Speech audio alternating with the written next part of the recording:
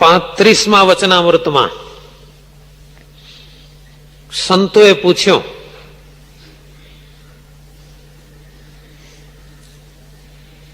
કે હે મહારાજ, આજ તો સંતોએ કહ્યું કે હે મહારાજ, આજ તો તમે પ્રશ્ન પૂછો.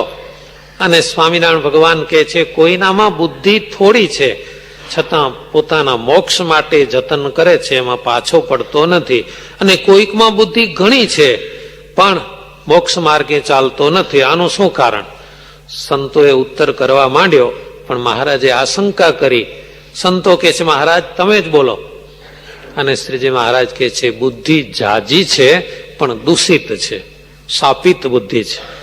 જેમ ભેંસનું સુંદર દૂધ હોય, એમાં સર્પની લાળ પડી તો એ દૂધ પીવા કામ ન લાગે. એમ બુદ્ધિ જાજી છે પરંતુ એ બુદ્ધિ શાપિત બની ગઈ છે. એણે ભગવાનનો કે સંતનો કોઈ અવગુણ લીધો છે, એના કારણે એની બુદ્ધિ દૂષિત બની ગઈ છે, એટલે મોક્ષને માર્ગે ચાલી શકતો નથી. અને જેની બુદ્ધિ થોડીક જ હોય પરંતુ જો આવી દૂષિત બુદ્ધિ ન હોય તો એ મોક્ષના માર્ગે ચાલે છે. મુક્તાનંદ સ્વામી કહે છે, મહારાજ આવો દૂષિત બુદ્ધિ વાળો કોઈ દિવસે ભગવાનને સન્મુખ થાય કે નહીં? શ્રીજી મહારાજ કહે છે, ક્યારેય ભગવાનને સન્મુખ ન થાય. મુક્તાનંદ સ્વામી કહે છે, મહારાજ એ કોઈ રીતે આવી ખરાબ બુદ્ધિ ન થાય એનો ઉપાય? શ્રીજી મહારાજ કહે છે, એનો ઉપાય તો ક્રોધ, માન, ઈર્ષા અને કપટ, આ 4 વસ્તુ ભગવાનને ભગવાનના સંત સાથે ન રાખે તો એની બુદ્ધિ ક્યારેય પણ સ્થાપિત ન થાય.